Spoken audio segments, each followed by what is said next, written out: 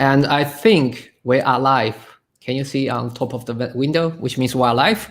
So good afternoon, good morning, and good evening, everybody. Welcome to the Godox Facebook Live. This is Aris Tao, and today we are very honored to invite Greg Daniel to share his secret with family portrait and everything relevant with family portrait. Greg has such my dream sort of career.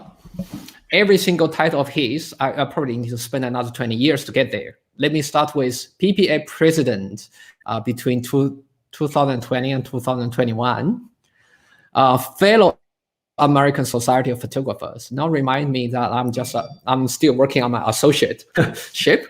And Camera Craftsman of America, Master Photographer, Photographic Craftsman, Certified Professional Photographer. He has such a long list. I'll just leave it there. I'll leave Greg to share his stories, his business model, and his particular style of family portrait, which I quite enjoy, which is dreaming, simplistic, minimalistic, and also which I quite enjoy, classic. And well, I will save the talk and let Greg take over, shall we? Thank you. Do you want me to share the screen now, or? Yeah, go ahead and share the screen. That'd be good. So just to start off with, Aries, I saw this amazing thing that you put on, I believe, about nature, and the model with all of the that was fantastic, so inspirational. I would encourage everybody to go take a look at that video. It's relatively short, but it is packed full of fabulous, amazing. You're an incredible creative photographer. Thank you. I just love the way you blended the photography and the story and the art all together. So anyway, what I'll do is I thought, well, I'll share a little bit of my background, a little bit about what we do here at our studio and what we do for our clients. So it'll give you that kind of background and give you a little inspiration on how we shifted and pivoted from what we used to be. So I started the company back when I was 19 in 1979. So I have a lot of rings on my tree. And that is probably why I have all of those little initials behind my name. I had plenty of time to accrue a lot of that. And so I started off as basically a high-end wedding photographer, and we did over 600 weddings. I photographed tons of weddings in the trenches, and got a lot of what I would call combat wedding training underneath my belt. And so it makes what we do today much easier to be able to work on the fly and to be able to have a toolbox filled with knowledge that I can grab that tool out and use it whenever I want to. Interestingly enough, though, we don't use all the tools in the toolbox. We only use some of them each time.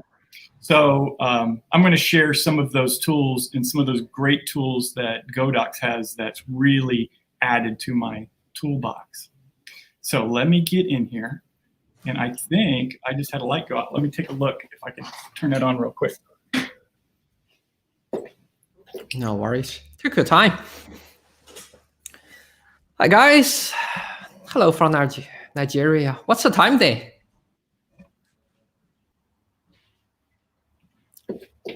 Hello, Emmanuel. How are you?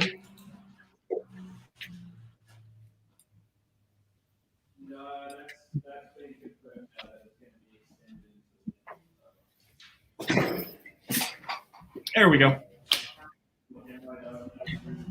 Okay, so getting on with it. So there's a couple of things that we do. We just very simplistically now is that we are mainly portrait photographers, right? And we design this personalized art for our clients' beautiful homes, and we do it in very unique ways, and we design in very unique places. And we've got incredible clients that commission us to do these pieces. And in a little while, I'll talk about how that came about. How did I transition from a wedding photographer doing high-end wedding photography on the weekends to this high-end, detailed, commissioned portrait artist work. And we did that back in the 90s. So that's exactly what we are today, and we love doing what we do, Lisa and I, every day. I love getting up and creating these pieces of art for our clients every day. It just fills me up, fills my love tank up, and I think I'll just try to share some of that with you. So these are kind of the crazy spots that we might have to deal with. That's a 16-foot portrait. And so when we walk into a space, we have to determine, pre-consultation, figure out the color harmony, the balance, what kind of clothing they're going to wear, where we're going to do it, how it will blend with the environment that they're in, and that it looks like a piece of furniture or furnishing that goes along harmonious with the whole area. So that's our goal with each client that commissions us to do these pieces. So they're very well thought out, very well planned. Lisa, as I mentioned before, my beautiful wife, she takes care of all of the consultation piece. And she is what I would call someone that takes care of the beginning piece of the artist, so that if I walk up to a blank canvas, I have all my color palette here. I have all of my tools in front of me and all of the things that I need to be able to create this piece of art. So she designs all of that. So I know if it's going to be vertical, I know if it's going to be horizontal, I know if it needs to be fitting in a niche, like something like this, and I know what time of day we're going to be creating for the mood that we're going to go with. Next slide here is kind of showing Lisa doing a part of that. She has a little helper there that was coloring in the meantime. This is one of our clients. This is a typical thing that we would do, and I thought I'd take you through a little bit of a typical step-by-step kind of session. So this is one that we went in. That was the focal point in their wall. That was kind of the wow wall in their family room. They were really all about family, and they wanted a piece that represented who they were as a family on that particular wall. So we looked at it, we measured it. We've got the ruler there, so we know we're gonna photograph this wall, take a picture of it with the iPhone ahead of time, so that I know when I go in the design mode how big we're going to make it, what it's going to look like, even before we finish it out, right? So, and it engages the client in the preparation and the collaboration process, like anyone. Like if you were to redo your kitchen or have a designer come in and help you with a room, it's a whole thing about collaboration and knowing what your clients need and trying to fill those needs, tailor-made for that client. So then the next major stage is to do the actual session itself. So I have my color palette, I know what I'm going to be working with, and so I go out on location. In this case, they wanted to go to the beach because that was something that meant a lot to them. And Greg, yeah, sorry, if I may interrupt. So Jackie is asking a question, says, what kind of lens do you use for family photography? Would that something you're going to address later, or you want to address now? I'll show you what's in my bag a little bit, but I will address them as they go along. Absolutely, we'll talk about it. All right, stay tuned, Jackie. We will discuss it later. If on this particular case, on this particular question, I carry 2 lenses in my bag. One that I could actually spot weld on and be happy would be a 70-200, because it pretty much serves all purposes that I would need if I had to only have one lens. I have a 24-70 that's in there as well, and I'll put one on one camera and one on another camera and walk. You're only seeing me with one camera in my hand here, but often I'll have 2 cameras depending on the situation where I'm trying to create and what I'm trying to create. But typically, most of the time, it would be a 70-200 that I'd be using on that particular camera and that particular lens.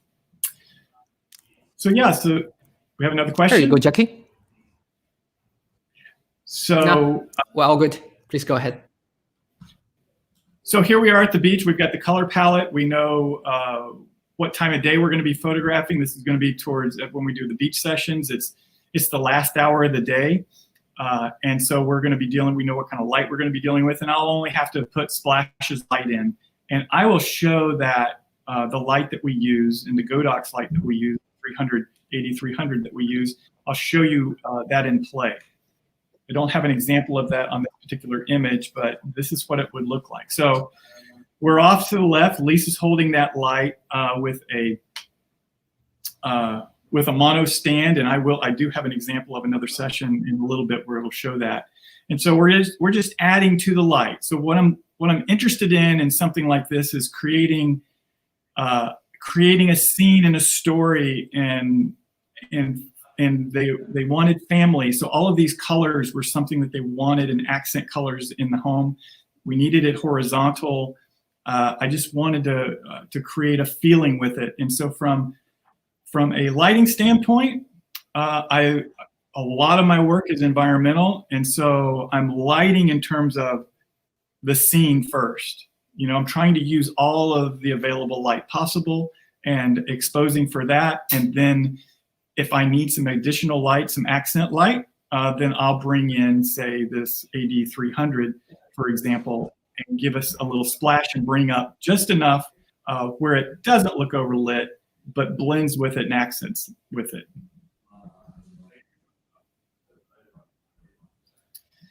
We'll talk about a little bit about why we do what we do, but the products that we create are painted products.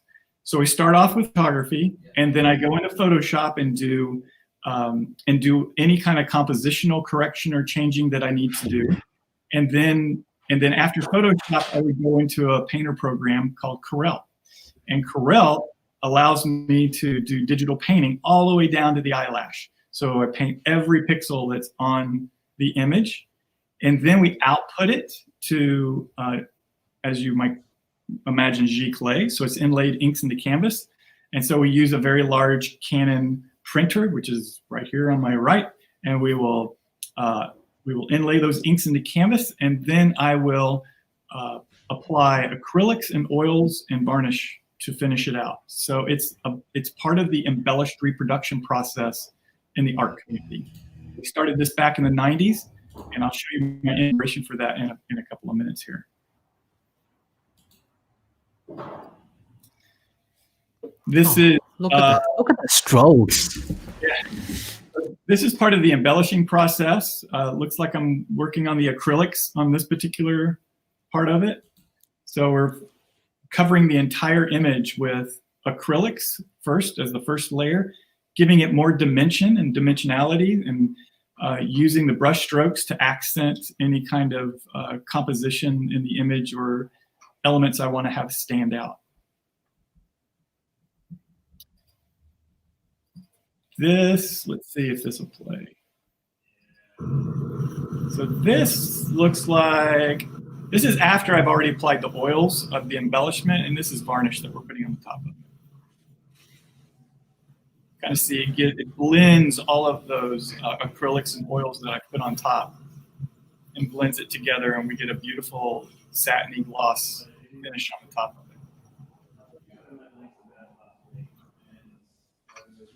Then one of the most important things is the delivery process. And so we want to make sure we follow through all the way to the end, and I install all these pieces myself. In the delivery process, we want to make sure that it is over the top and that the experience that they get is the best unexpected experience that you can imagine. During part of that, go ahead. If I may interrupt, here is a question asked about your fantastic background. Says, interested to know, you have two B-flats looking objects behind you. Oh my God. Yeah. We have Charlotte here. Camera left of the live stream. What are those exactly? Are they collapsible? Are they talking about those right there? Yeah, I think so. Yeah. Yeah. So those yes, those are collapsible, but those are I believe Westcott, and they're silver on one side and white on the other.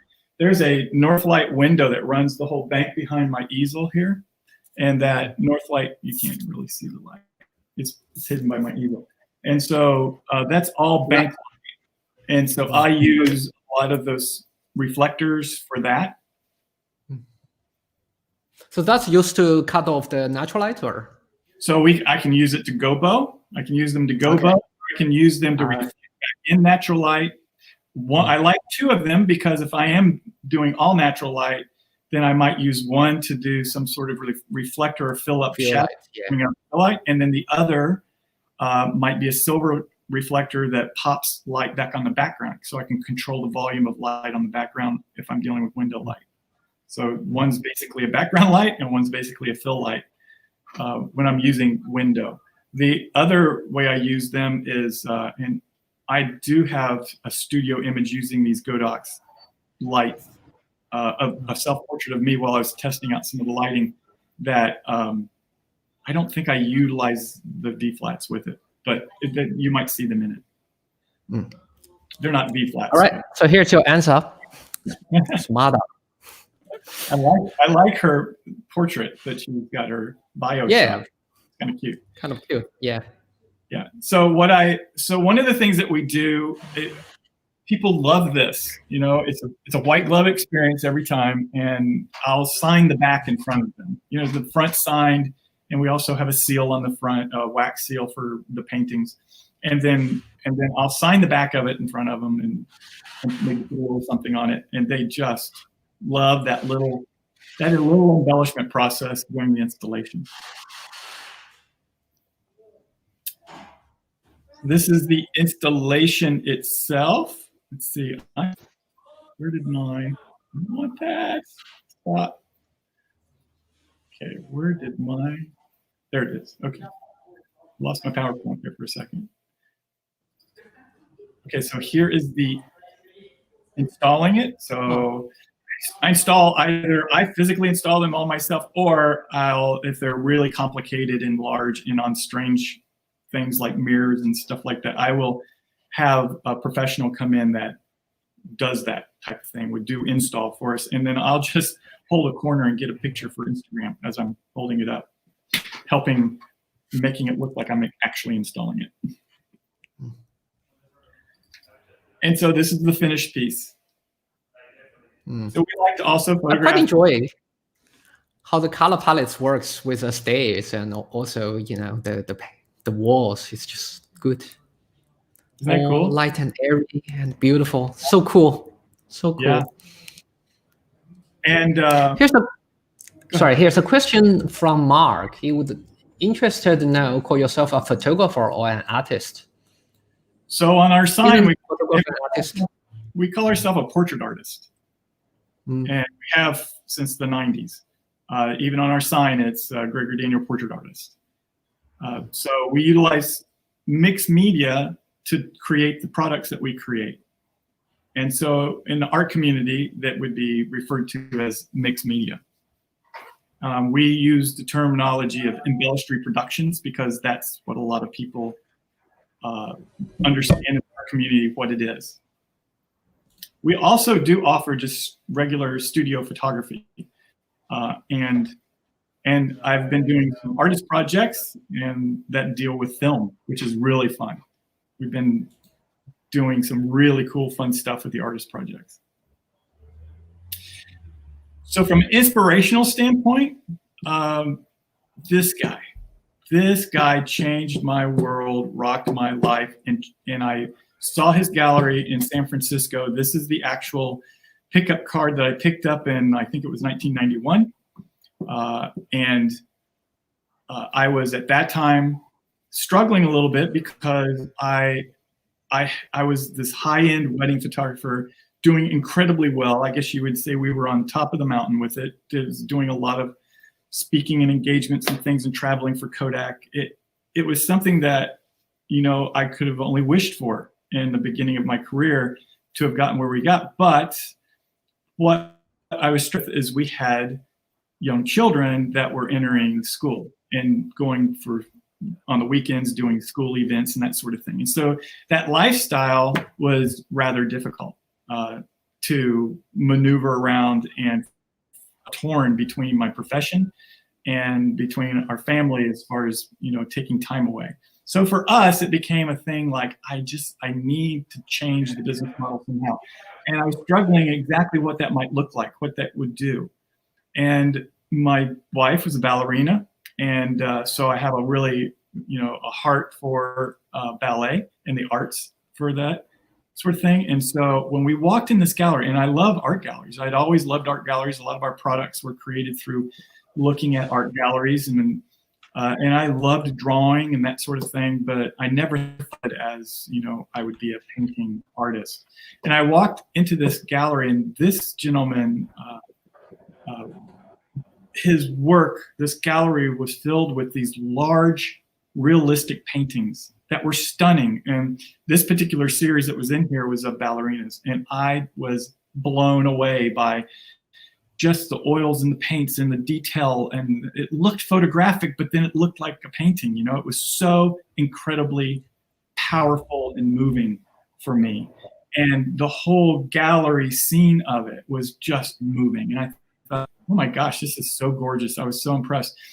But what was interesting is I looked at this piece, the piece that you see here that was there from that lift up card, that image, that painting was there, the original was there, and it was $80,000.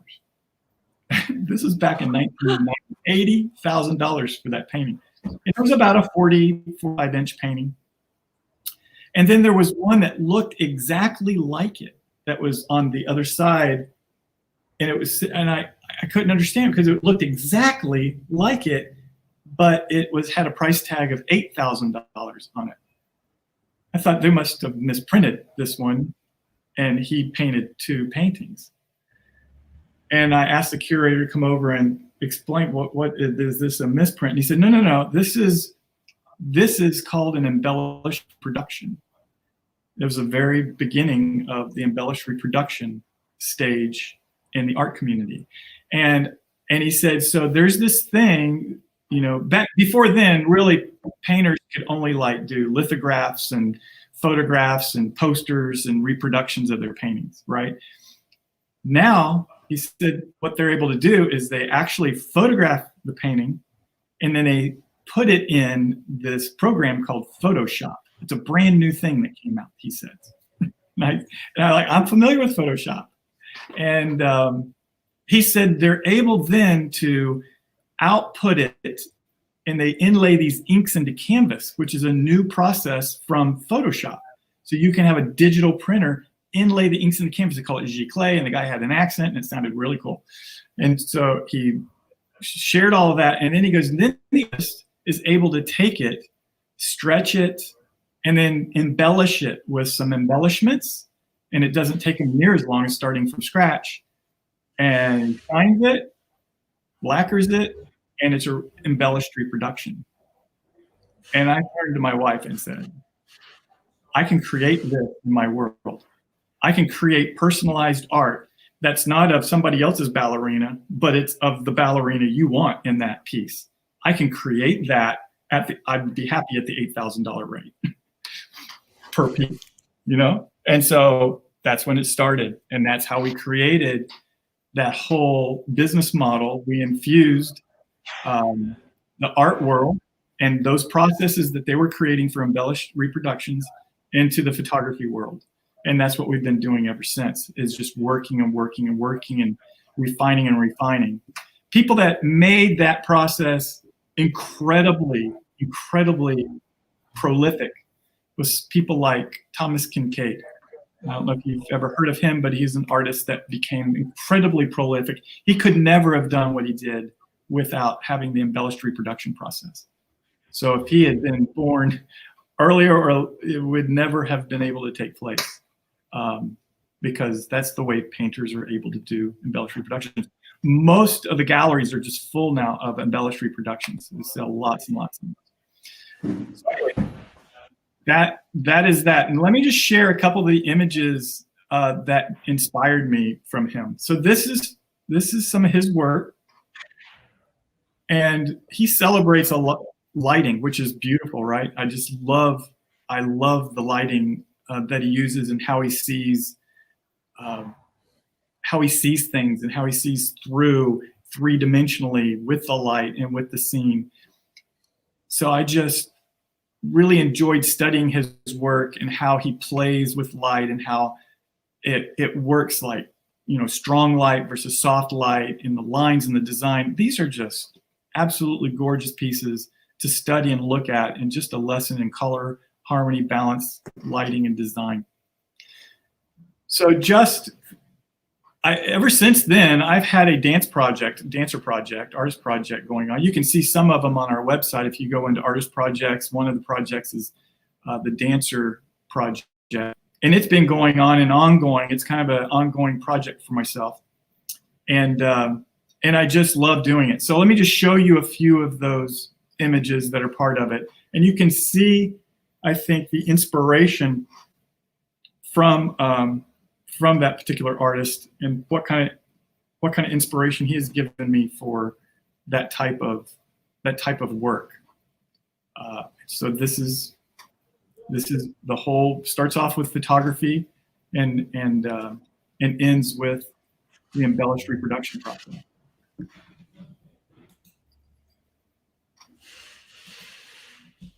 Here's another one.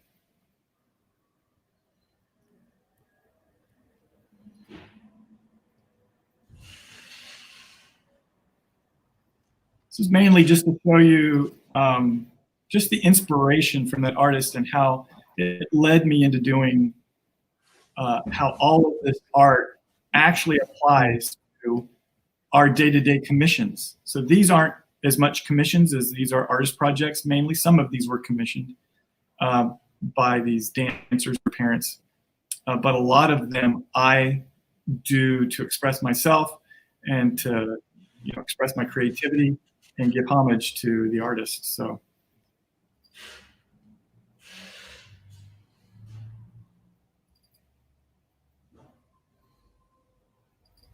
this is what I'm working on right now. This was commissioned, this particular individual, and that's what's on the easel right now. I'm working on the piece.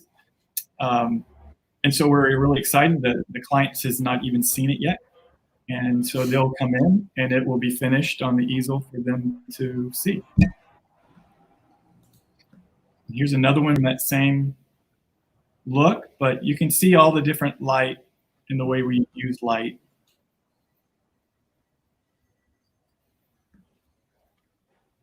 Same with this one. This is a different ballerina. So it's not just that we do it with ballet, you know, with ballerinas. We do it with children and debutantes and, you know, anything.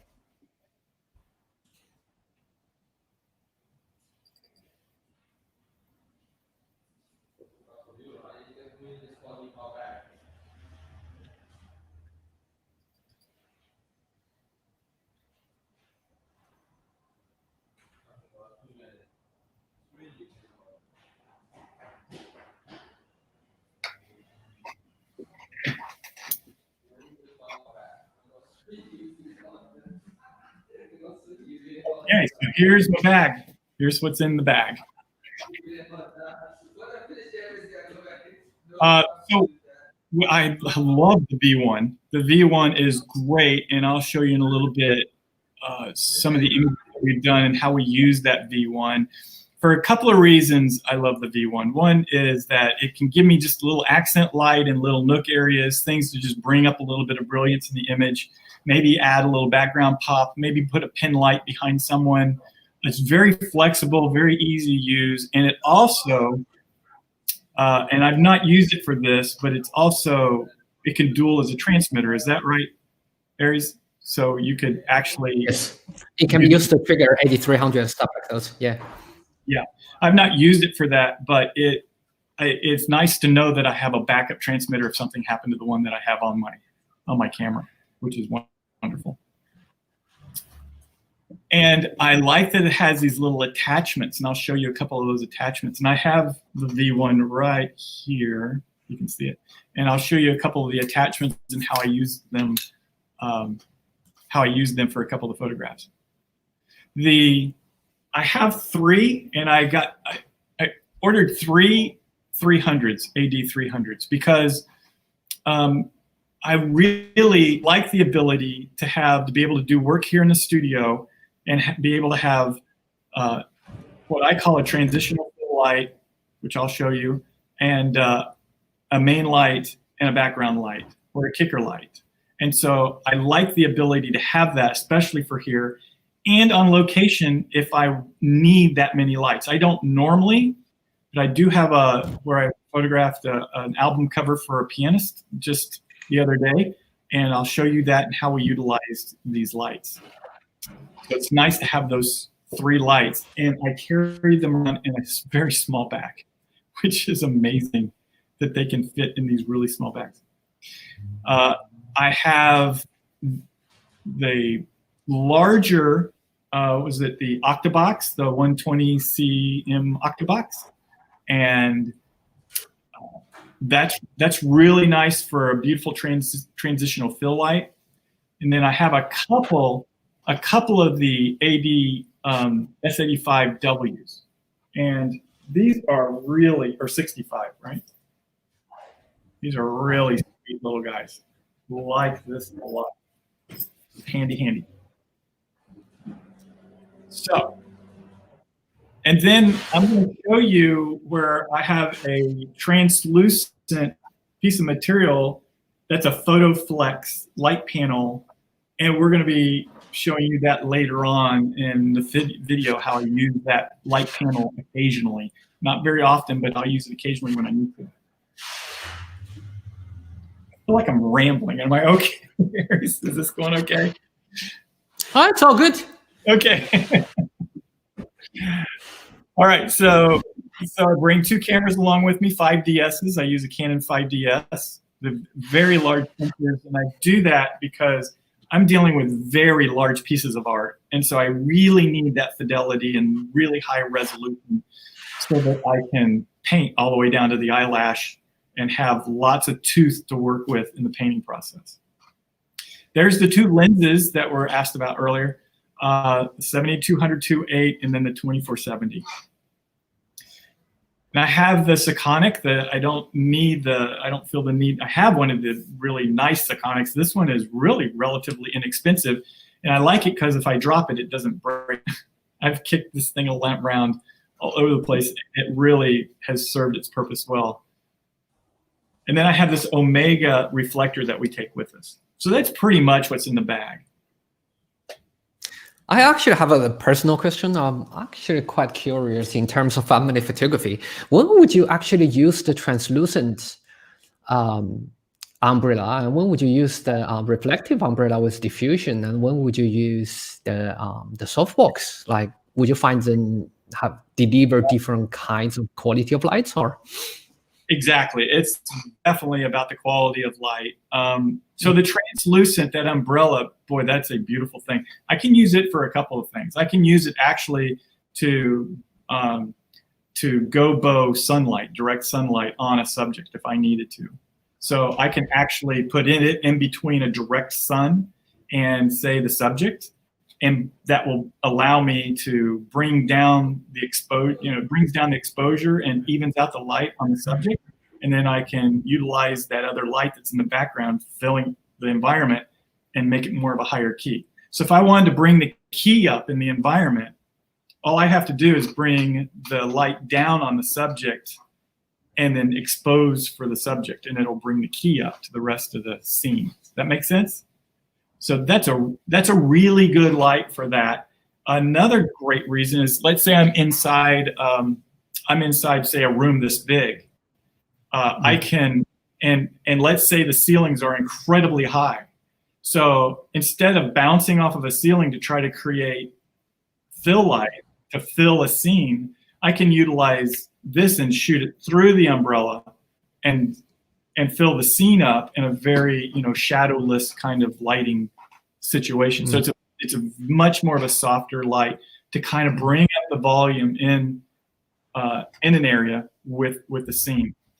And so I can either bounce it into it or shoot through it. It can act just like an umbrella, or you can shoot through. It's very versatile in all of those. And if it's raining, you have a really big umbrella to put over top of your equipment. I do that all the time with my clients. Yeah. And so the other, the boxes, depending on if you want a bounce box, softbox, which is a bounce umbrella basically, and that's going to be a little softer. And I love the baffles that are in your boxes, in the Godox boxes. I really enjoy having those baffles in there to kind of soften it up even more. And then the smaller boxes, those are really sweet.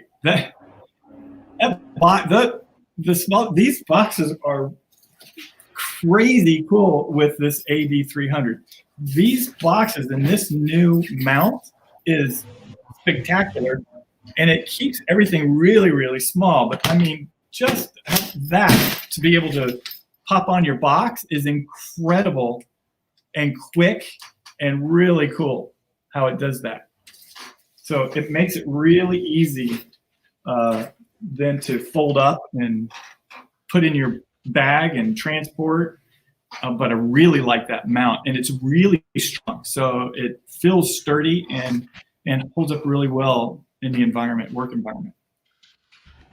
So very cool with that. I'm hoping soon that they'll come out with some, and maybe they already have, some grid spots and things like that that are attachments on the AD300s. That's a yes? So I just put in the comments, let everybody know. I think it's a Godox AD65W, right? Yes. I think it's 65, yeah. So basically, guys, it's 65 centimeters. W means it's white. And because it's Godox mount, so it's way smaller than Bowen mount. So if you're a one-man photographer or you have a small team, it would be more ideal and lightweight compared with Bowen mount. Yes, and it's really sturdy on the end of that, so it doesn't like flex or anything like that. It just goes on, clicks, and then comes back off. It's really, really easy, very fast, simple to work with.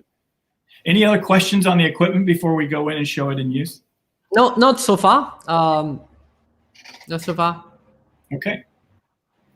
All right. So here we go. This is Lisa holding it. So she has, this is a different actual softbox situation. This is a Photech soft light, I think it's called, something like that.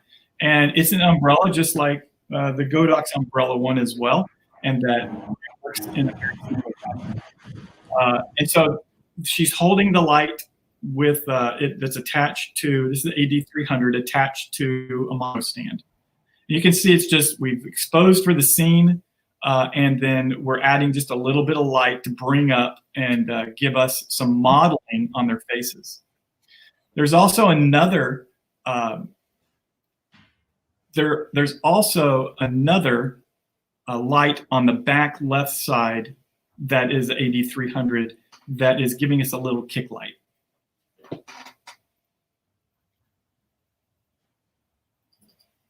Okay, and so this is the piece finished out. So it has all the paint work on it. This very, what we call tight and detailed paint work that's done on it. Very, very detailed.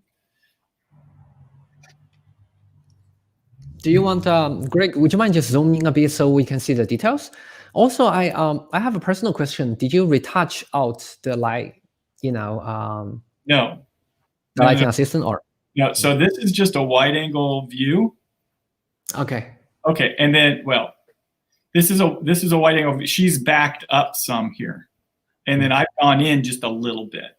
So this is different. So that's exactly what it is. So I don't know that she backed up at all. So this is a wide angle shot. I took it with one camera, wide angle shot, and then I backed up with a 70-200 and shot this. So she's still to the left, but everything's compressed. If you look at that, yeah. Okay, and zoom in. Let's see if we can. I'm going to zoom in here.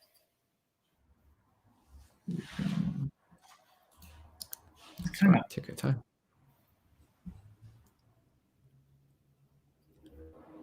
Really detailed. Yeah, you can see all the hairs. Yeah. So good. Cool. Thank you. Same family. If you actually went on my Instagram to take a look, you could see actually the finished products hanging in their home. So we just installed those about a week ago. Speak of which, Greg, would you mind just leave your Instagram handle here so that people can follow you? Yeah, I think it's _ Gregory Daniel. Do you want to change your name to the Instagram handle? I think that'll be easiest. Yeah. Okay. I don't know how to do that. So if you click on your name, then that should say display name. Just change your display name to your Instagram. That's all. Display name, and then I think it's at _ Only if you want to. I just thought, I think that's it. I'm pretty sure that's it. Okay. _ Gregory Daniel. I think so. All right. Yep. Okay, so that's the other image. So they commissioned us to do a piece over top of their bed. That's what this one is. And then they wanted it to be done in metal. So that was the actual product that we used for that. And then the other, they wanted mounted on a glass wall, which was pretty cool looking. A metal piece that's floating on a glass wall. It was really cool looking.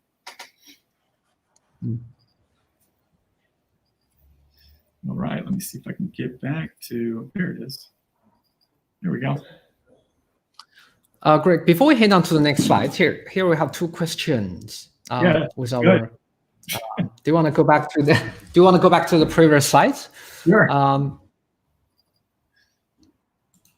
It says, here it says, can you read the question? Let me see. I have to move things to do that. Hold on. Yeah. How much time I spend in editing one picture? So editing is, well, if you count, it's a lot because editing for me is Photoshop. That's one stage of editing, and then the others I would imagine you would call all the paint work that I do on the piece editing as well. So I could have, maybe 8 hours in some cases on just painting the digital world of it. So I invest quite a bit of time, and then there's all the time that I spend on the print itself, doing the embellishment work on the top of it, and so that could take hours, and then we have to let it dry and cure, and then come back and do some other processes to it. So this is a time-consuming process to create the mixed media piece of it. Oh, thank you. Sorry, we have another question. Okay. Would you remove the shadow cast by the poolside chair in the post? Well, Lisa and I talked about that when I created it. I wanted it there, and on post, when we did have the option to take that out, but this was such a modern home, and it was a very graphic image, and I did it this way to have all this graphic design element to it that I felt, from an artistic standpoint, it helped balance the right side on the darkness of the right side with the balance of the left side. So I felt like it added, from an artistic standpoint, good design, from a modern standpoint, and added good balance to it. So I won. she gave in. So, but my wife asked the exact same question. Good question.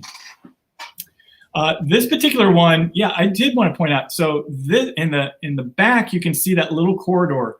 That corridor, and that's what I'm getting asked right now, right? Is how many lights on this? Yeah. Okay. So, and there's 3 lights, not including the scene, which is the sunlight. So first is the exposure for the sunlight. That's to get the scene down. And then it's the exposure for the main light. So we have a main light here on the left. So that's the AD300 on the left in this softbox. And then there is AD300 on the right, which is editing as a kick light. So if you see that rim light around that gentleman, the boy's arm, and the mom and dad, you'll see that little rim light. You're seeing that from the right light. The back light that's in the back, that corridor is black. So the exposure, there was not available light that was going through that hole there. So it's just a big black hole. And those two little lights that are up in the ceiling behind that, the dad, we're not going to create enough light to expose that, get a proper exposure back there. And that little sheen, that little white sheen that you see the reflection on the floor, I wanted that there as well. So that sheen and that light that's lit up back there is all coming from this this V1 with this dome on the top, and it has a stand on it. So I'm doing that, and in the back in that corridor, and then I'm taking the X Pro, and I've got the on one of the channels, and I'm just spinning it and taking a couple of shots.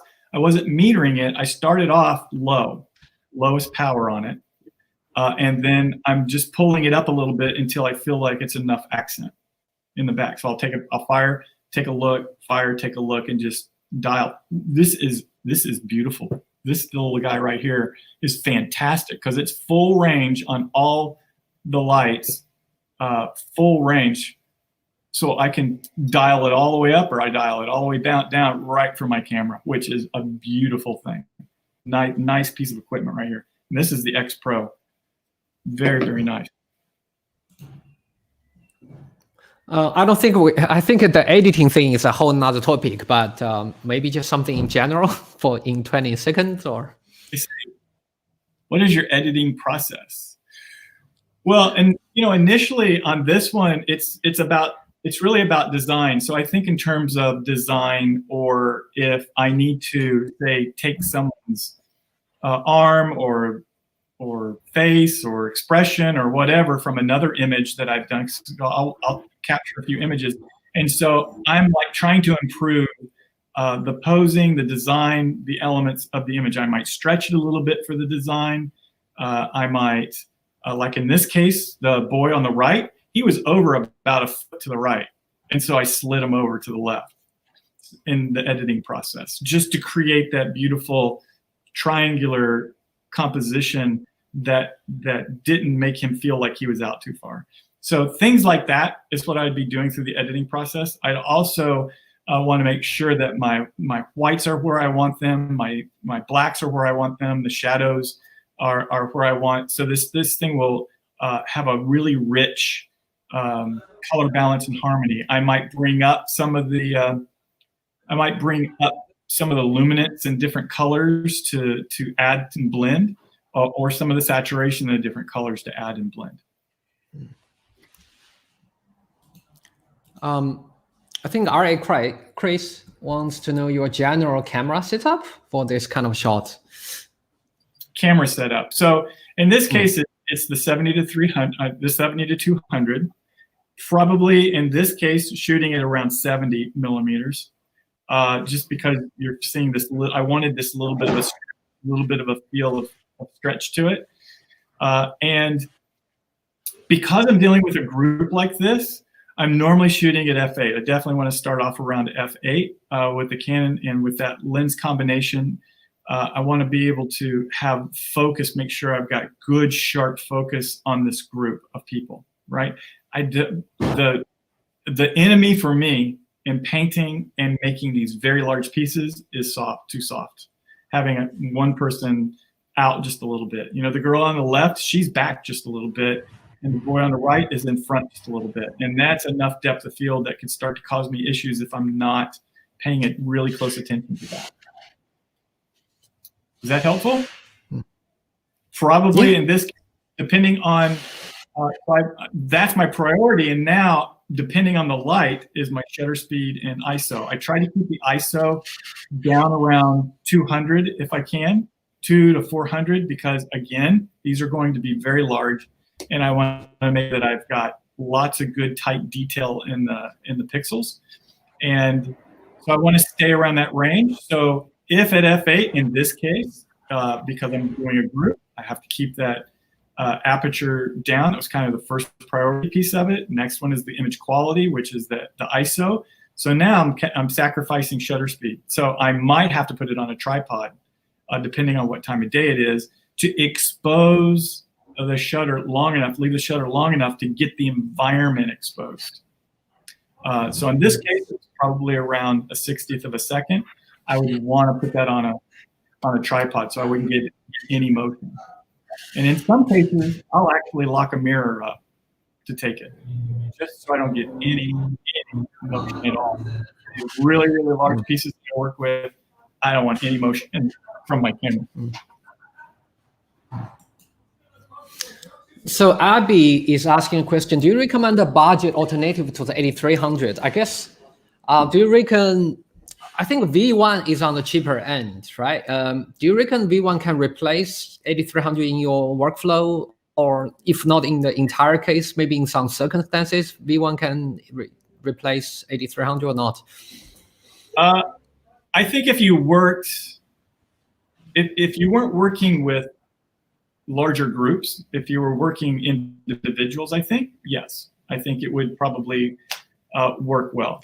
I think with, 5, 6, or plus more people, I need a little bit more power, especially if I need my f-stops down when I'm dealing with that. So because if you're just dealing with maybe 1, 2 people, then your f-stops don't need to be near as tight, and they can be, you can shoot a little bit wider open.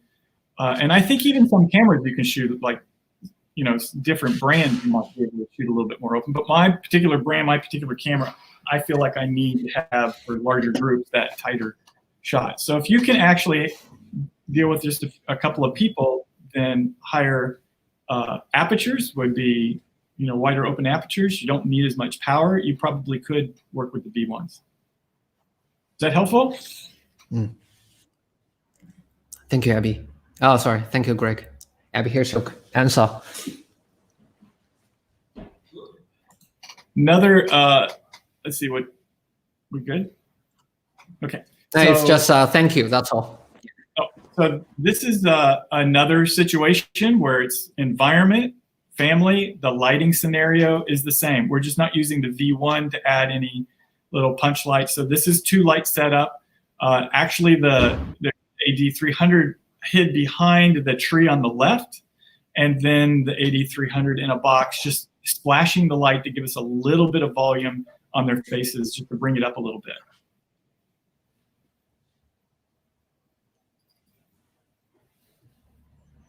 This is our family, our personal family photograph this year. And yeah, so this has 2 lights as well. Main light exactly kind of set up as the last image on the left, and then one on the right kicking. I'm actually firing my camera with a Cam Ranger through my iPhone behind my wife's back. So that's how we took that shot. And coming up, this is Kyla and Bobby. This is on the right, and that's our youngest daughter, Kyla, and this is our oldest, Ashley Brooke. And Kyla Renee, she's actually a portrait painter for lots of photographers all over the world.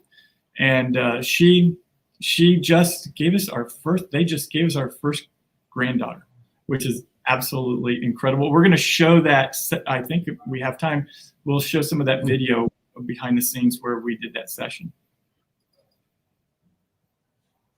Another one, this has just 1 light. Lisa's holding that light, and she's walking with them, next to them, and just adding enough splash to give us just a little bit of volume, just enough that it doesn't look like they're being lit. Another 2 light setup. It's hidden. You can kind of, no, you can't. Okay, so it's on the left.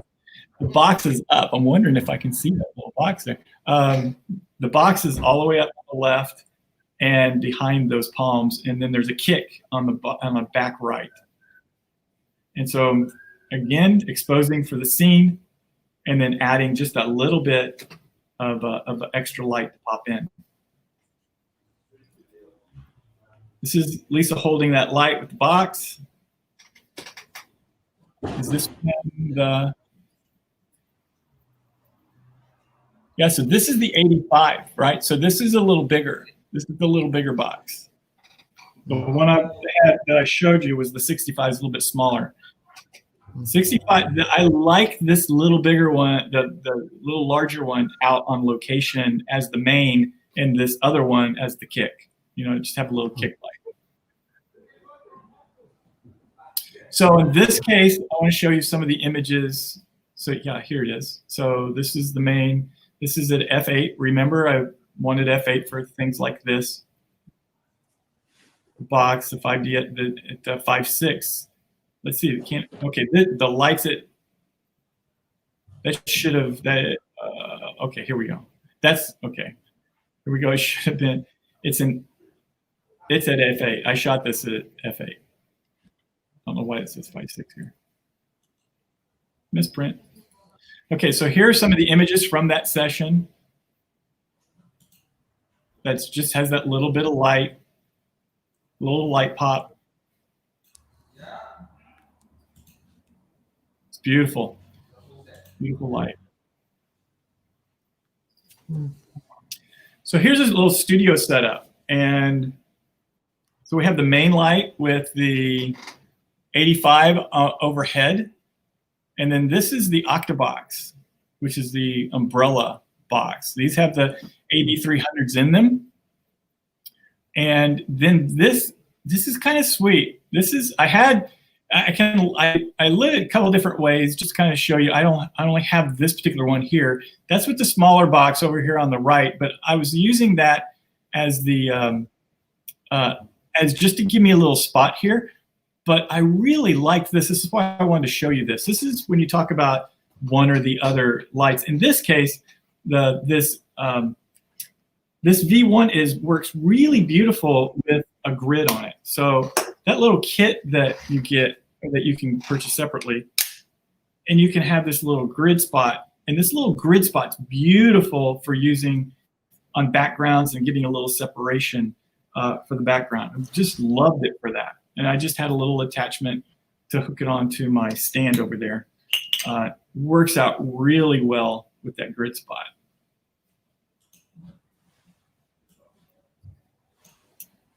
So there it is. Settings.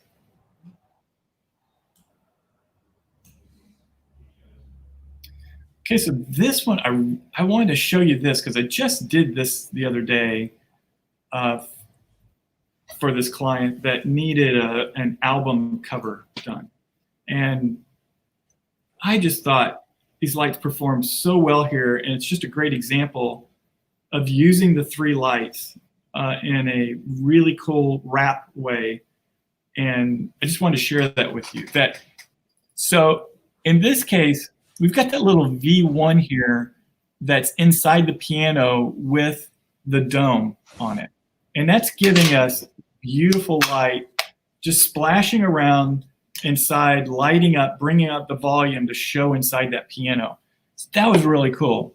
The environment, I wanted dark to go with the clothing that she was wearing in the scene. So what was there, you knew it was kind of there as a hint, but it wasn't, it wasn't really in detail. This was created a sanctuary, and that's not what she was going after necessarily. And so we just wanted it to feel like it was theater, that maybe this could be in a theater where she was recording, And so there's a kick light back here, the AD300, and it's at f4.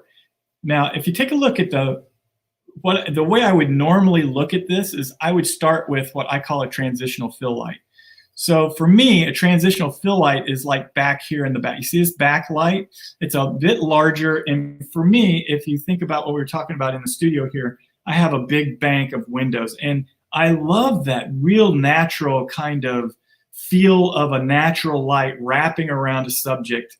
So I really like a big bank kind of what I would call a transitional feel to give dimension. Same thing with all my environmental lighting. The sun and environment does that for me, right?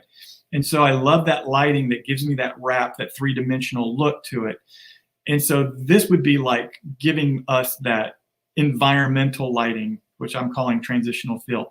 The main light is giving me chiseling or carving or creating dimension in the face, so I can see that kind of light. And then I have the other lights as a kicker light or accent lights. So back to this again. So our transitional fill is off here to the right, giving us a little bit of a wrap here. And then we have the main light giving us that dimension, giving us that, creating that short loop lighting on her. And then the V1 with the soft dome is popping up, giving us exposure inside. And then we have a kick light that's shooting through that triangle, the lid, and giving us the rim light on her hair, giving us that separation to the background. Same, very similar setup here. In this case, I wanted to completely drop the background out, so I just increased the exposure on the camera a little bit and dropped that the shutter speed, so that I could just drop that out a little bit, make it a little bit darker.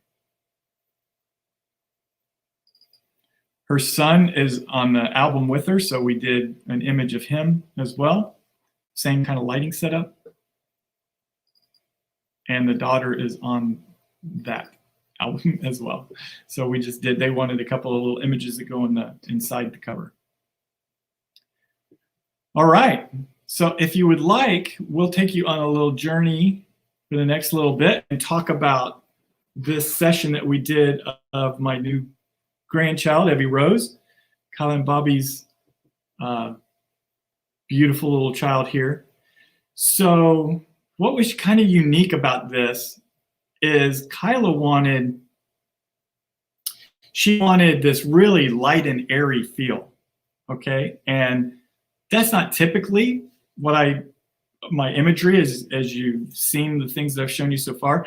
This light and airy inside the house kind of situation, and in Florida, it's like really hot right now. So she wanted it inside the house, but she wanted to have that outdoor kind of light, airy feeling to it.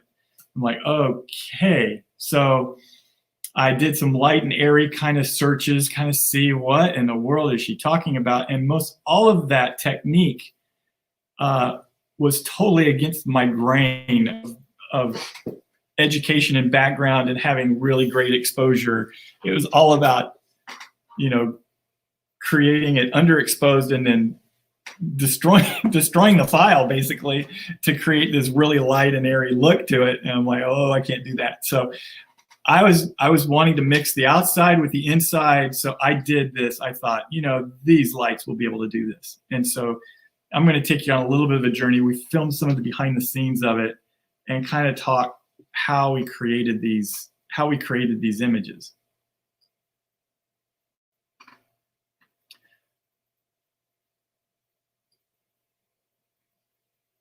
All right. Well, this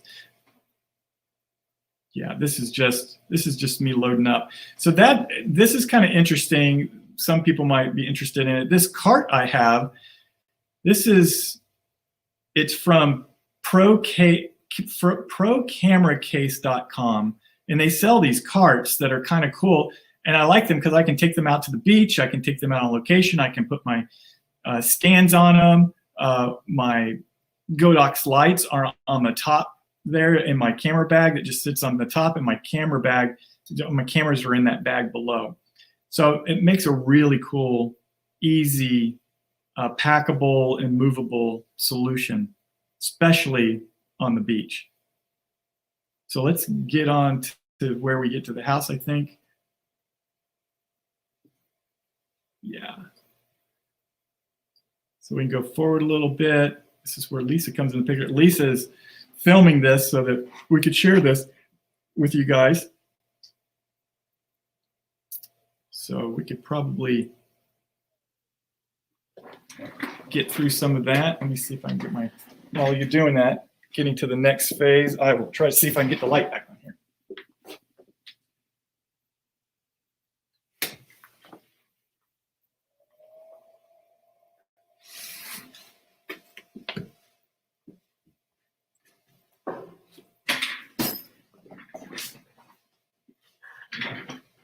Okay.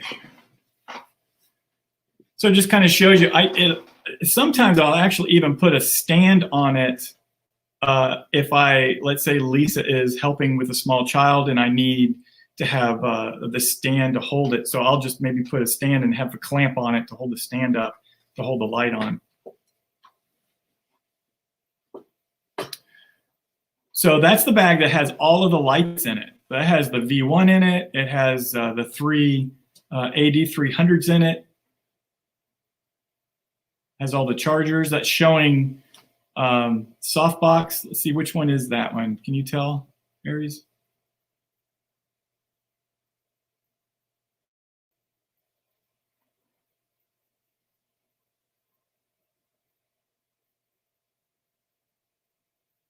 I'll probably show it when we get in. But they're really. Oh, sorry, I put myself on the mute. Sorry. Yeah. I thought it's probably the AD65 or AD85. Yeah, it's one or the other. Those. Yeah.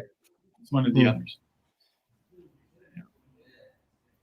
We can probably go to the next space when we get inside the house. Okay, sure. Just kind of show the. Okay, so there's the V1 and right, and that's the attachments that go on the outside the little kit. Beautiful. That attachment kit has great stuff in it. The things I would use out of it quite often would be the warming filter, right? So it's got a different series of warming filters that are just really sweet that you just pop on. The dome, and then also the grid. Those are the main ones that I use with this. But that's the AKR1 kit, guys. Just so you guys might want to know. Yeah. So this little stand is sweet that comes with it too. This little stand to let it sit down. So I'm going to use that in a little bit to light up a room that became a little dark. So this just shows you, boy, that one little camera case can carry all of this equipment. You reckon it's a similar size with your 2470 or 17-200? Yeah. Do what? The light. You reckon it's a similar size with your 2470 or 17-200? Ask that one more time. Yeah, I said about the 8300.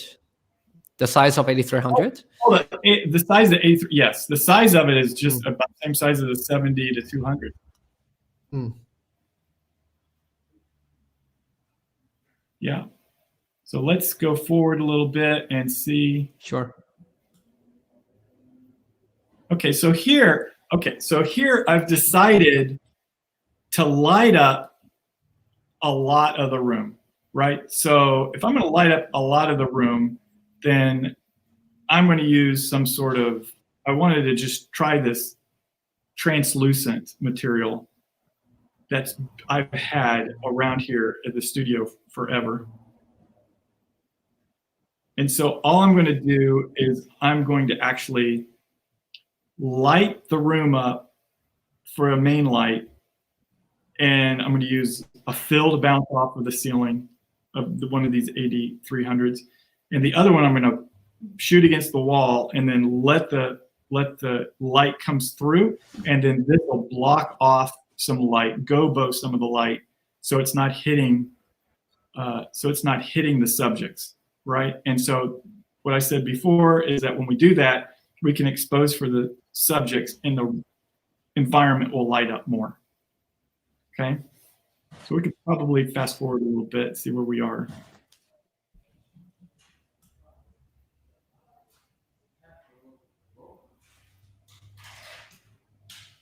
Okay, there's the setup where I have two cameras with me. One has one lens on it and one has the other lens on it in case I need one or the other to be back and forth.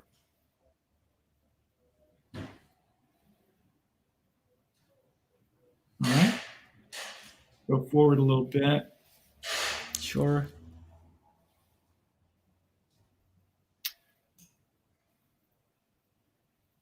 Okay, so I'm deciding we have a lot of fill light coming in from the back. We're getting a really extra punch off of the fence. So the sun actually is bouncing against that fence and giving me a good bit of increased available light inside. So I'm just judging the light, what we have available, and trying to determine how am I going to get how am I going to boost that light up and get myself the whole scene a lot lighter. So we're going to bounce one off of what's actually in front of me, which is the wall that sliding glass was on. We're going to bounce an AD300 full power all the way up on the corner and just fill that room with a splash of light. And then on the left, that little room on the left, their dining room, I'm going to bounce a wall in there and create one big wall of light coming out, and then just block some of it on them. So let's go forward and see where we. Sure. So this is just testing it. And I'm testing what's the exposure that I want for light and airy for outside. Mm.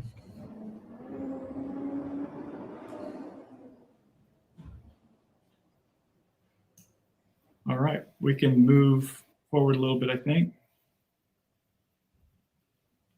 There we go.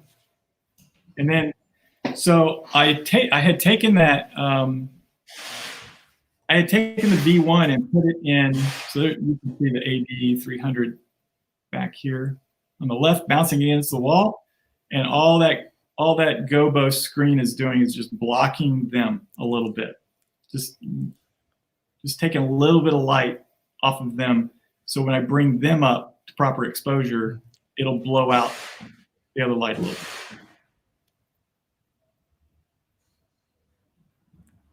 Forward? Yep.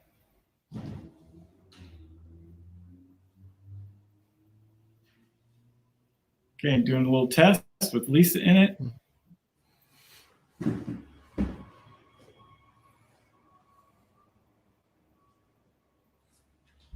Go. And I had put I had taken the V1 and put it in the room to the right of her, or her left, our right, to light that room up and give a little kick on the side and bring up that volume, because it was like a black hole on the right side. Mm. So now we've got. I noticed all your images, straight from the camera has so much details, because nowadays lots of people just have this lots of shadow areas. Does it make sense? I think it's amazing how multiple lights set up with a few lights actually make a huge difference here. Yeah, that was just two lights, guys. You can see it bouncing against the wall in the back, and then that one bouncing against the wall on the left, and then the V1 in the right in the right room, and then exposing the shutter so that it will expose properly for that light, for the light coming through in the outside. And wow, look, I mean, it's quite remarkable.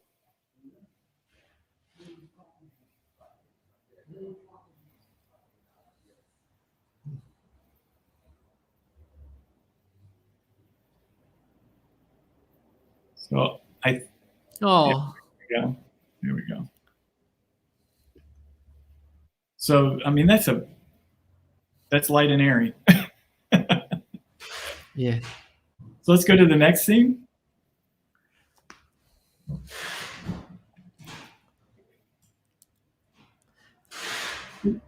What do you reckon, Craig, just out of curiosity,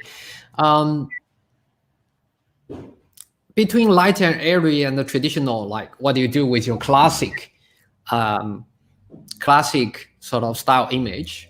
Yes. Is there different ways? Are you changing the way you light, or are you changing the way you're doing your camera setups? Like what exactly the difference, when you make your Yeah, so light and airy is all about shadow and highlight, and compressing those two together, shadow and highlight. And so you have to do that for a light and airy feel, and you're dealing with the scene.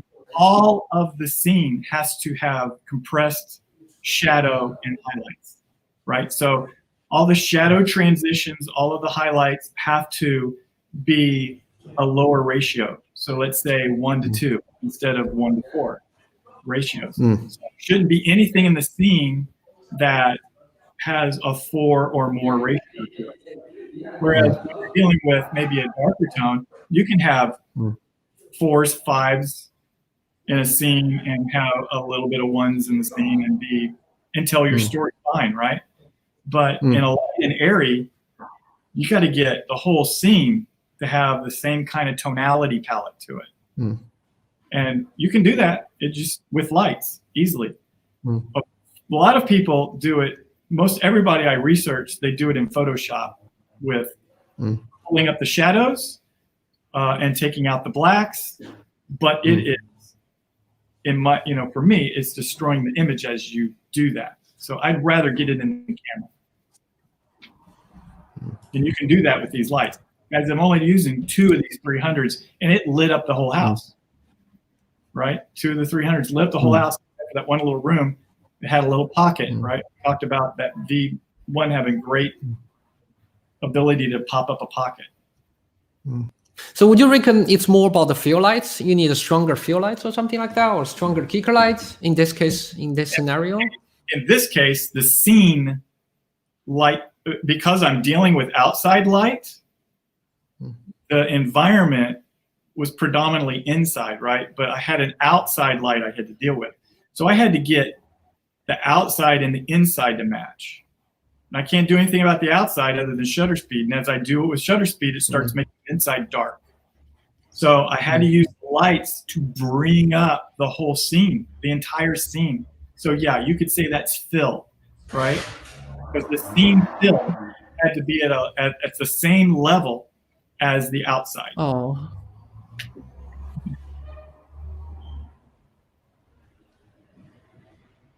I just love the way how natural it is. I can't even tell it's actually indoor shot, to be honest. It's a bit different from how you shoot through softbox, isn't it? Yes. It's interesting how the screen works like a charm here. Yeah, it does.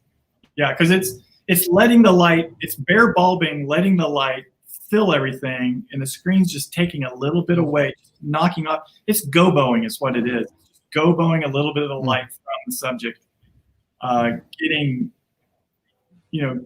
taking that away so that we can just expose for them and the scene gets brighter. Does that make sense? Yeah, perfect. Make perfect sense. I never thought that way. That's why I'm so curious. That's all. I can't believe I'm teaching you. No, this is great. I'm enjoying it. So here I'm switching over to the wide angle, I think. Because this is her she loves coffee. She has her own little barista area in there, and that's her new little barista. So she also has a little degree in as a pastry chef. So kitchen and oh my god is important to her. Yeah. So this was fun. You guys must have lots of great Thanksgiving and Christmas together. Someone's looking up the pastry. Yeah. So let's see. We probably have an image coming up. Probably. There it is. Yeah. I'm just going to pause really quick because I think Rohit has a question. Says, can he achieve similar results with AD200 and V1? Like 300 is 300 watts, 200 is 200 watts. I guess in a sense, it depends on what power did you use, right, Greg? Yeah, I think you could actually do it with the AD200. These were pretty close to full power, and you would just have to. You would possibly have to do, because I'm using, working with 2 people here, so the f-stop wasn't as critical, so I could have the f-stop, opened it up just a little bit more, because all it would have taken is 1 stop up, and the 200s would have worked, right? So I think you could have done this with the two. I think I could have achieved this with the AD200s in this room. Now, if the walls were all dark and trying to light this thing up, now you're dealing with, you probably need some more power. But these lights were, rooms were relatively light. Yeah. I think be reminded, because it depends on the geographic location as well, right? If you, I think from where I can see, where Greg based in, it's beautiful summer with lots of sun. But if you're based somewhere in, I don't know, in London with lots of cloud, lots of shadowy days, I think you can easily get away with 8200. So basically, it depends on where your location and outdoor lights condition as well, right? Right. Yeah, I would agree. Yeah, everything's a little different. You just don't know till you get there. It's I love the power of the 300s, but these other lights, I think it would do well. All right, so let's get into, I think, the next phase. Again. So this is okay. Go ahead. Yeah. So this is very different, guys. So this one, I wanted to light this room up like it was window light because I wanted to include the window in it. So you can see the AD300 outside. Can you see it there on the stand? And it's bare bulbed. Oh, yeah, and it's bare bulbed, and it is it's shooting through that scrim just to get the light to look like a window. All right. So let's back it up just a little bit so we can see the image on. There we go. So there should be an image coming up. So here I am. Let's see. It should be an image after I. Okay, so that's me light. Look at that. That's crazy. Like window. So it just looks like that window, that sun streaming through, because I needed to pump up the volume of that light inside, and I used the strobe to do that. So that strobe is doing that. So let's see. Let's get on. Let's move forward a little bit. See if we can have an image of her sitting. There we go. There it is. Look at that on the left. Can you back it up just a smidge? Back up a bit. Yeah, just see that one image of her in the chair. Just a little bit. Yeah. There it is. Like this? Yeah, so take a look at that. I mean, that is basically out of the camera. And that looks like sunlight streaming in through the window and filling up and giving me dimension and light. Isn't that crazy? So all the lights are turned off in the room, and just using that one light to create all of this light in that room.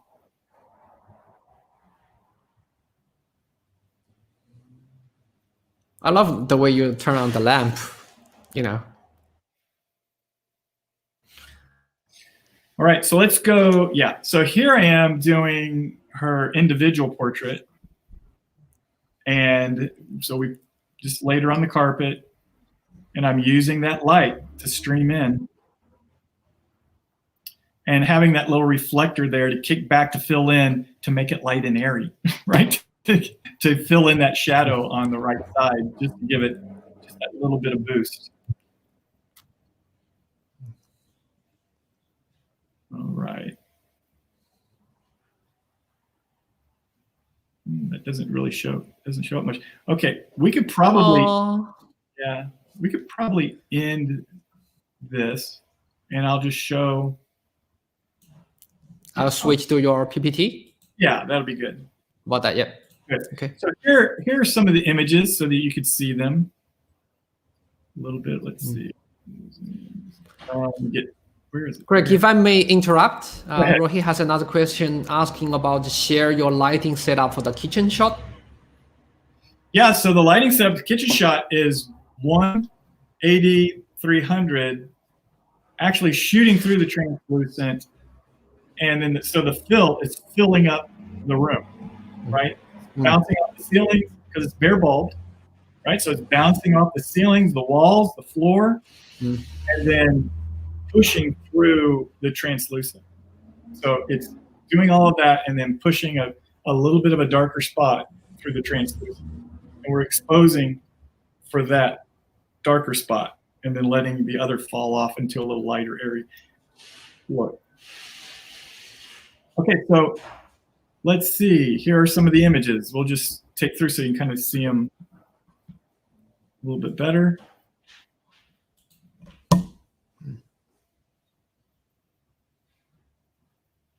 That's light and airy. I thought it was really fun how we pulled in the outside inside, and they're still in the air conditioning, and we're just shooting through the door. We just pull the door open, take a few shots. Almost looks like they're outside. There's that inside shot.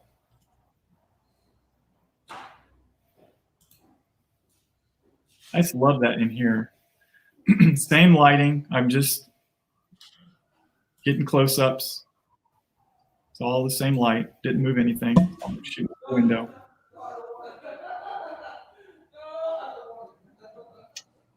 And that was her announcement portrait. So that's her